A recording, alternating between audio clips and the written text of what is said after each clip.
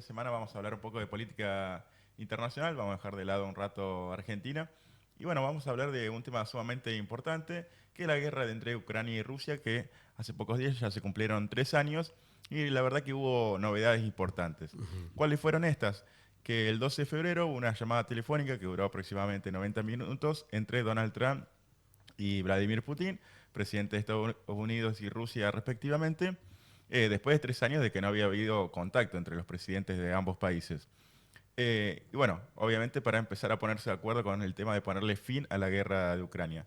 A los pocos días de esta llamada que hubo entre Trump y Putin, estuvo la cumbre de seguridad en Múnich, donde se iba a reunir la Unión Europea con Estados Unidos para tratar diferentes temas de seguridad. Entre ellos la guerra en Ucrania. Obviamente la Unión Europea y Ucrania se enteraron por los medios de comunicación de esta llamada entre Putin y Trump, no estaban al tanto, ni siquiera tampoco estaban al tanto de en qué términos se quería dar esta famosa paz. Y a los pocos días de esta cumbre de Múnich se dio una reunión entre los cancilleres de Estados Unidos y el de Rusia en Arabia Saudita para empezar a hilar más fino con el tema de las propuestas de paz para la guerra de Ucrania. ¿Qué propone tanto Estados Unidos como Rusia? El tema que por un lado Ucrania no entre a la OTAN. La OTAN, para los que no saben, es una de las alianzas militares más grandes a nivel mundial, donde principalmente están los países europeos y Estados Unidos. Y bueno, la idea es que en esa alianza militar, si un país entra en guerra, toda la alianza militar entra en guerra. Entonces, si Ucrania entraría en guerra con Rusia, también debería entrar el resto de la alianza militar. Por eso, una de las condiciones es que Ucrania no entre en la OTAN. Por otro lado, que no se van a respetar las fronteras de 2014. Este conflicto entre Ucrania y Rusia comenzó en 2014 cuando grupos prorrusos comenzaron una guerra civil contra Ucrania. Y bueno, ese conflicto se fue prolongando y se fue cada vez haciendo más importante hasta la intervención de Rusia hace 3 años, como decíamos recién. Por un lado, entonces decíamos eso, que no se van a respetar las fronteras de hasta 2014. Y después, otro tema que Donald Trump le planteó a Zelensky, el presidente de Ucrania, es el tema de que quiere cobrar la deuda de los 300 mil millones de dólares que Estados Unidos le prestó en ayuda militar y económica a Ucrania para sostener la guerra. Para que tengamos una noción del monto, el préstamo que nos dio el Fondo Monetario a nosotros y que todavía no sabemos cómo pagarlo es de 40 mil millones de dólares. Y acá estamos hablando de 300 mil millones de dólares. ¿Cómo plantea Estados Unidos cobrárselo? A través van a generar un fondo en común entre Ucrania y Estados Unidos y todas las ganancias, el 50% de todas las ganancias de los recursos naturales de Ucrania van a ir a ese fondo hasta que Estados Unidos pueda cobrarse. Entonces, bueno, en esto vemos que Ucrania ha quedado en una situación sumamente compleja y de total debilidad, porque por un lado va a perder territorio. Rusia actualmente tiene invadido el 20% de Ucrania.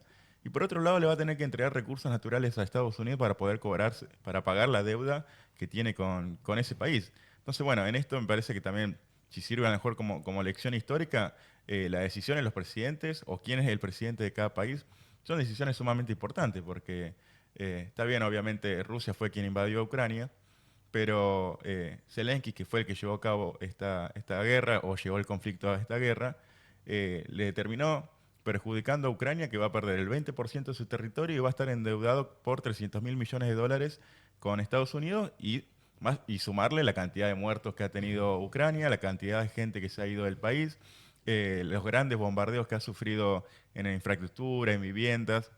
Es decir, que va a quedar un país totalmente destrozado después que termine esta guerra.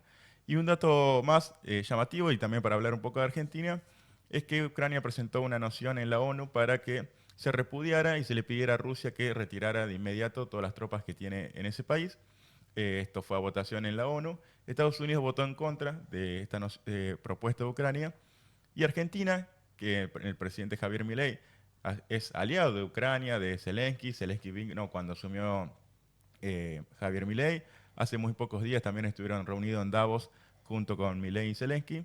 Bueno, se obtuvo de esta votación, es decir, que no votó a favor de Ucrania. ¿A qué se debe esto? A que Estados Unidos votó en contra de esta resolución y la prioridad del gobierno argentino, especialmente de Javier Milei, es tener buena relación con Donald Trump y por eso se ve este cambio de postura a nivel internacional. como se dice en criollo, le soltó un poco la mano a Zelensky. Luis, gracias como siempre por mantenernos al tanto de todo lo que sucede en nuestro país y en el mundo con tu columna. No, gracias a vos, Maxi. Y un dato que me estaba olvidando, ¿por qué es importante esta resolución de la ONU? Porque habla de la integridad territorial. Y un tema que a nosotros como argentinos nos incumbe, porque nosotros nuestro reclamo hacia Reino Unido es porque Malvinas es parte de nuestro territorio y se debe respetar la integridad territorial de Argentina. Y Argentina, absteniéndose en esta votación, donde se está planteando justamente la integridad territorial de Ucrania, bueno, sienta un precedente internacional negativo para Argentina. Entonces, bueno, en esto también en política internacional debería, por lo menos Cancillería, respetar una postura histórica que ha tenido Argentina y que no la tuvo en esta votación. Gracias. El licenciado en politología, Luis Gatti. Te espero la semana próxima. Así es. Pasando por nuestro programa presentado por la consultora Virtu.